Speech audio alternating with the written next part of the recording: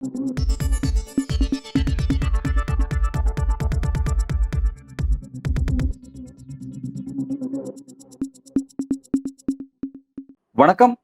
இன்றைக்கு நம்முடன் அரசியல் பேசுவதற்காக மூத்த பத்திரிகையாளர் திரு தராசு ஷியாம் அவர்கள் இணைந்திருக்கிறார். அவரை வரவேற்போம். சார் வணக்கம். வணக்கம் அன்பு. டே 1ல இருந்து பகல்காம் தாக்குதல்ல இருந்து இன்றைக்கு வரைக்கும் இந்த ஆபரேஷன் சிந்தூர் நடவடிக்கை வரைக்குமே இது எவ்வளவு அரசியலா மாற்றப்பட்டிருக்கு? எந்த அளவுக்கு டீப்பான அரசியல் உள்ள மாறி இருக்கு அப்படிங்கறது நீங்க பாக்குறீங்க சார்? அரசியல மாறுது நல்லா தெளிவா தெரியுது இல்லைங்க. இப்போ வந்து பீகார்ல இருந்து பதிவு செய்யப்படுகிற போஸ்டிங்ஸ், சோசியல் மீடியா போஸ்டிங். சரி, இன்னைக்கு வந்துங்க சோசியல் மீடியாவும் ஒரு வார் ரூம் மாதிரி ஆயிடுச்சு. அப்போ நம்ம எங்கெல்லாம் வந்து உண்மையான போரை நடத்த வேண்டியது இருக்கு அப்படின்னா, நமது நேரடியாக நமது எல்லைப்புறங்கள்ல, அப்புறம் வந்து ஏர்ஃபோர்ஸ் கப்பல் படை எல்லாம் சேர்ந்த தாக்குதல், அதுக்கு பிறகு மிஸ்இன்ஃபர்மேஷன், அதுவும் ஒரு வார் தான். அப்போ பாகிஸ்தான் சைட்ல இருந்து ஏகப்பட்ட மிஸ்இன்ஃபர்மேஷன் வருது. இப்போ ஃபேக்ட் செக் யூனிட் வச்சிருக்கோம். இப்போ ஒரு விமானப்படை விமானத்தை சுட்டு வீழ்த்தி விட்டோம்னு நேற்றுக்கு பாகிஸ்தான் சொல்லிச்சு. ஒரு துண்டு உடஞ்ச துண்டையும் காட்டுச்சு. அந்த நாட்டோட உயர் அதிகாரிகளே ஆமாமா இது வந்து விமானப்படை விமானத்தை சுட்டு வீழ்த்தியதா எச்சம் தான், தடயம் தான் நாங்க. ஆனா நம்ம விமானப்படை போகவே இல்லை. அப்படின்னா இது என்ன படம்னு ஃபேக்ட் செக் பண்ணி பார்க்கும்போது இதுக்கு முன்பு நடந்த ஒரு சம்பவத்துல இருந்த படம். அப்போ இது வந்து இன்னொரு நாடு ஏன் வந்து இப்படியான மிஸ்இன்ஃபர்மேஷனை கிரியேட் பண்ணுது அப்படின்னா, குழப்புவதற்கு, மக்களை குழப்புவதற்கு. இதே உதாரணத்தை அப்படியே இந்தியாவுக்குள்ள பொருத்தி பாருங்க. பீகார் மக்களை குழப்புவதற்கு என்ன வகையான மிஸ்இன்ஃபர்மேஷன் தரப்படும்? ஆபரேஷன் சிந்தூர் பேரே வந்து அப்படியான ஒரு மிஸ்லீடிங்கான ஒரு இன்ஃபர்மேஷன் கொடுத்துரும். இதெல்லாம் வந்து அரசியல் தலைமையை செய்யறது தான். ராணுவம் வந்து இதை செய்யாதுல. ஆபரேஷனுக்கு என்ன பேர் வைக்கணும் அப்படின்னா அது ராணுவத்தோட முடிவா இல்லைன்னா வந்து அரசியல் தலைமையோட முடிவா? ராணுவத்தோட முடிவுதான். ஆனா பிரதமர் மோடி தான் இதை முடிவு பண்ணாரு அப்படின்றத சொல்றாங்க. ராணுவமே முடிவு செஞ்ச பிறகு பிரதமர் மோடி தான் முடிவு பண்ணாருன்னு அதுக்கு கிரெடிட் எடுக்கிறாங்க இல்லையா? அப்போ உங்களுக்கு அதுல அரசியல் சந்தேகம் வரலையா? வரதானே செய்யும். ராணுவம் முடிவு எடுத்துருச்சுங்க ஆபரேஷன் சிந்தூர்னு, right. we salute the army. அவங்களுக்கு தான் நம்ம ஃபுல் சப்போர்ட். ஆனா அதுக்கு பிறகு பாருங்க, மோடி அவர்கள் தான் காவல்காரர், இந்த நாட்டின் காவல்காரர். இத்தனை தாய்மார்களின் குங்குமம் அழிக்கப்பட்டது.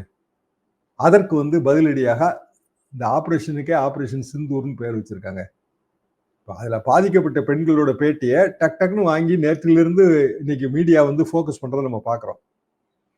இது எல்லாமே ஒரு பக்கம் பொலிட்டிக்கல் கெயினுக்காகவும் சேர்த்து பண்றாங்க. அதான் இதோட சிக்கல். நான் 2-3 கேள்வி இதில் வைக்கிறேங்க. பண மதிப்பிழப்பு வரும்போது நம்ம என்ன சொன்னோம்? பயங்கரவாதத்துக்கு வந்து பணம் வந்து பயன்படுது, இந்திய பணம். பயங்கரவாத ஒழிக்கிறதுக்கு தான் நாங்க பண மதிப்பிழப்பே கொண்டு வர்றோம். கருப்பு பணம் நடமாட்டத்தை ஒழிக்கிறதுக்கு பணம், அந்த 2 சொன்னோமா சொல்லலையா? எப்போ? 2017. 8 வருஷம் ஆயிப்போச்சு. 8 வருஷம் கழிச்சு திருப்பி பயங்கரவாதத்தானே பதில் சொல்லிட்டு இருக்கோம். நம்ம அடிச்ச எல்லா 2000 ரூபாய் நோட்டும் பத்திரமா வந்து ரிசர்வ் பேங்குக்கு திரும்பிடுச்சே. அப்ப எந்த இடத்துல நம்ம மிஸ்லீட் பண்றோம்? இப்போ நம்மளோட பழைய ஆபரேஷன்ஸ் எடுங்க. ஊரி, அப்புறம் வந்து சர்ஜிக்கல் ஸ்ட்ரைக்கு நடந்து, ஊரி நடந்தே 10 வருஷம் ஆக போகுது. சர்ஜிக்கல் ஸ்ட்ரைக் நடந்து அது ஒரு 8 வருஷம் 7 வருஷம் 2019 6 வருஷம் ஆகிப்போச்சு. 6 வருஷத்துல பயங்கரவாதத்தை அழிப்பதற்காக தான் நம்ம இந்த நடவடிக்கை எடுத்தோம். சர்ஜிக்கல் ஸ்ட்ரைக் எல்லாமே. அப்ப ஏன் பயங்கரவாதம் திருப்பி மல்டிஃபோல்டா வருது? இப்ப பிஓகே, பிஏகேங்க 2 பிரிங்க. POK Pakistan occupied Kashmir, PAK பாகிஸ்தானே பாக். இப்போ பஞ்சாப் வந்து 2 பிரிச்சு ஒரு பகுதி பாகிஸ்தானுக்கு போச்சு. இப்போ நம்ம ஃபர்ஸ்ட் டைமா வந்து பஞ்சாபுக்குள்ள அட்டாக் பண்ணியிருக்கோம். பஞ்சாபுக்குள்ள தேராபந்தி முஸ்லிம்ஸ் இருக்காங்க. அவங்க வந்து மத தீவிரவாதிகள் எப்பவுமே. அது இருக்குங்க. இப்போ நீங்க இந்து மதம் தமிழ்நாட்டில் வந்து இந்துவா இருக்கிறதுக்கும் வட இந்தியாவில் இந்துவா இருக்கிறதுக்கு இடையில பெரிய வித்தியாசம் இருக்கும். நீங்க வட இந்திய ஆலயங்களுக்கு போனீங்கன்னாலே தெரியும். பக்தி வந்து அங்க ரொம்ப கோப பக்தியா கூட இருக்கும், ஆக்ரோஷ பக்தியா இருக்கும். தமிழ்நாட்டில் ரொம்ப சாஃப்ட் பக்தியா இருக்குது. தமிழ்நாடு இல்லை, தென்னாட்டிலே அப்படிதான் இருக்கும். 2க்கு இடையில பெரிய டிஃபரன்ஸ் இருக்கும். குங்குமப்புக்கெல்லாம் அவங்க வந்து நெத்தி நிறைய நீட்டி வச்சிருப்பாங்க, ஆம்பளைங்களும் பொம்பளைங்களும். நம்ம அப்படி வைக்க மாட்டோம். சின்னதா கண்ணுக்கே தெரியாது எப்படி போட்டு வச்சிருப்பாங்க இங்க. காரணம் என்னன்னா இங்க இருக்க கலாச்சாரம் தான், தவறு கிடையாது. இப்ப இந்தியா வந்து பல்வேறு கலாச்சாரங்களால் ஆனது. பல்வேறு மதத்தினர், பல்வேறு பிரிவினர், ஒவ்வொரு இதுக்குள்ளேயும் உட்பிரிவு இப்படி நிறைய இருக்கு. பாகிஸ்தான் வந்து அது 2ஆ போன வங்கதேசம் பிறந்த பிறகு அது ரொம்ப சின்ன நாடாயிருச்சு. அப்போ அங்க இருக்கிற மத தீவிரவாதம் உள்நாட்டுக்குள்ளேயே பல பிரச்சனைகள் இருக்கு. இவங்க இப்போ மசூதோட தேராபந்தி முஸ்லிம்ஸ் ரொம்ப தீவிரவாதிகள். இப்போ அதே பலுச்சிஸ்தான் வந்து நான் பாகிஸ்தான்ல இருந்து பிரியணும் அப்படின்றாங்க அவங்க. அப்போ ஒரு நாடுங்க, ஒரு மொழி, உருது ஒரு மொழி. இஸ்லாம்னு பார்த்தா ஒரே மாதிரியான மதம் தான், அப்படிதான் நம்ம எடுத்துக்கிடணும். ஆனா அந்த நாடு ஒற்றுமை உணர்வு வளர்க்காதனால ஏற்படுற விளைவுகளை பாருங்க. இப்ப இந்தியால அதே பிரச்சனை வருது. என்னன்னா பல நாடு, பல மொழி, பல பல மாநிலங்கள், பல மொழிகள். ஒற்றை மொழியை உயர்த்தி பிடிக்கிற முயற்சி, ஒற்றை கலாச்சாரத்தை உயர்த்தி பிடிக்கிற முயற்சி நம்ம பாக்குறோமா இல்லையா?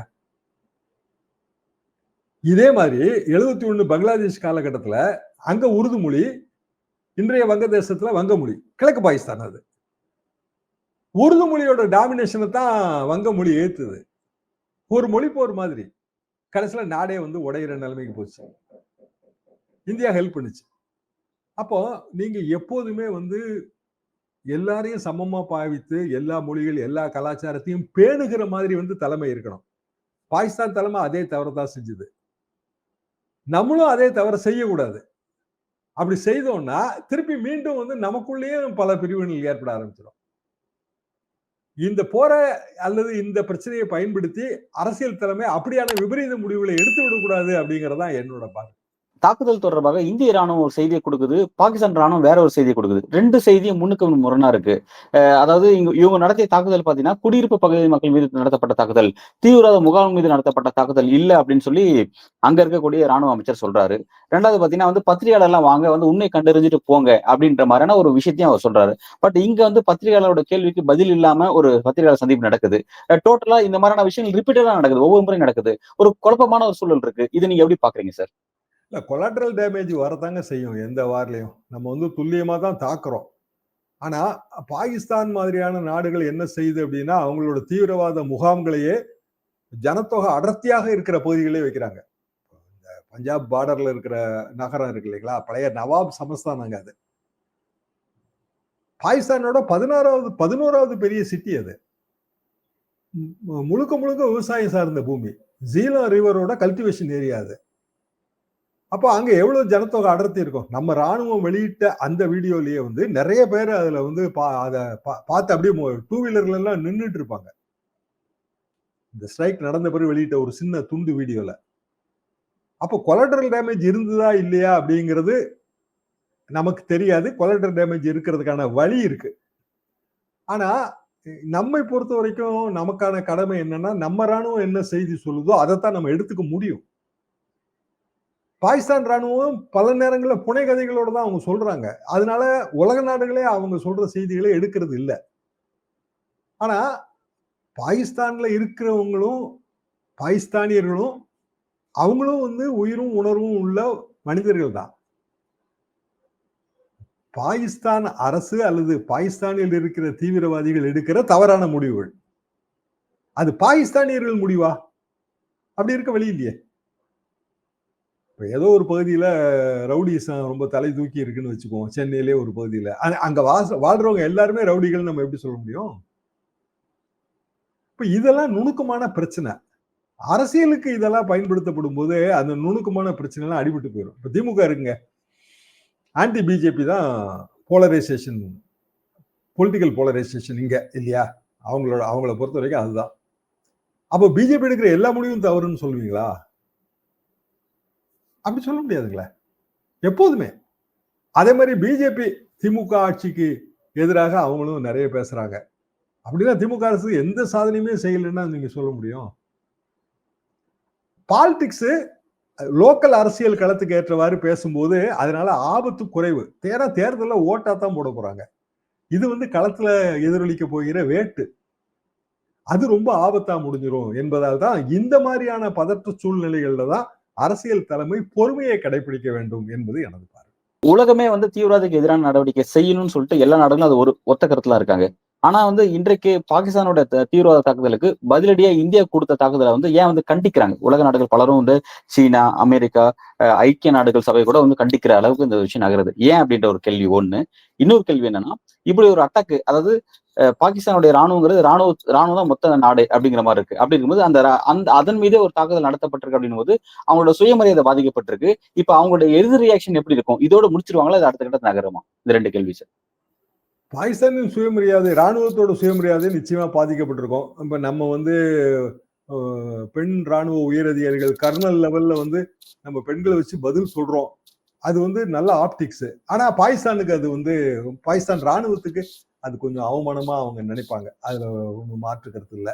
உலகம் வந்துங்க அவங்க நாட்டுக்குள்ள தீவிரவாதம் இருந்துச்சு அப்படின்னா அதை கண்டிச்சிடுறாங்க உடனே. அதுக்கு எதிராக எடுக்கப்படுகிற எல்லா நடவடிக்கையும் ஆதரிக்கிறாங்க.